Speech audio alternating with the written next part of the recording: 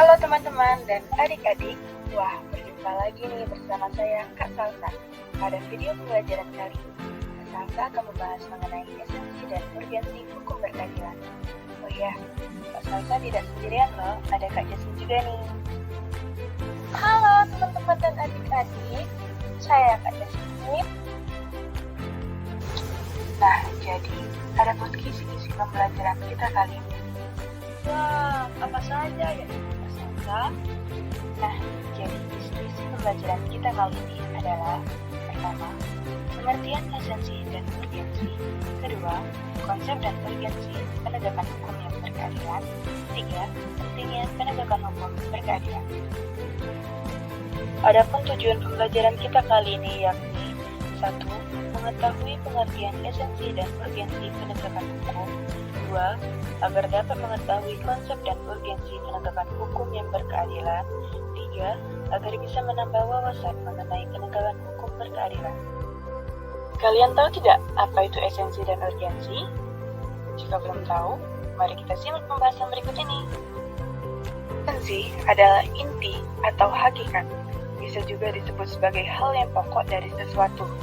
Secara sederhana, esensi bisa dimaknai sebagai apa yang penting dari suatu hal, hakikatnya, atau inti dari sesuatu.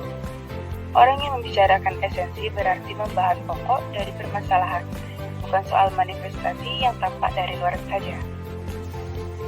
Urgensi dari bahasa Latin bernama urger, yang berarti mendorong. Istilah urgensi menunjukkan pada sesuatu yang mendorong kita, yang memaksa kita untuk diselesaikan. Dengan demikian, mengandaikan ada suatu masalah dan harus segera ditindaklanjuti. Nah, teman-teman dan adik-adik, setelah kita menyimak pengertian esensi dan urgensi dari Kak Salsa tadi, lalu bagaimana ya konsep dan urgensi penegakan hukum yang berkeadilan? Mari kita simak pembahasan berikut. Penegakan hukum terjadi jika pelanggaran hukum terjadi.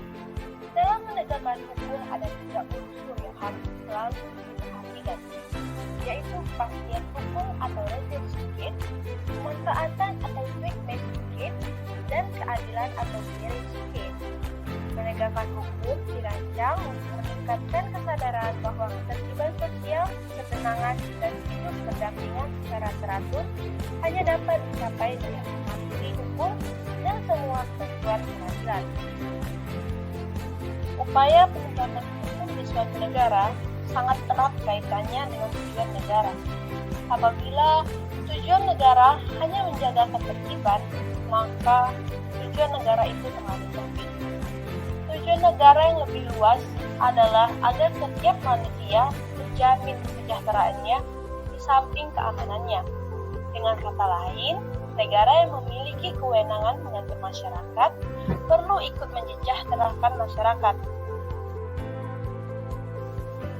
Setelah kita mengetahui konsep dan urgensi penegakan hukum yang berkeadilan yang dijelaskan oleh Kak Jasmine, lalu mengapa diperlukan penegakan hukum yang berkeadilan?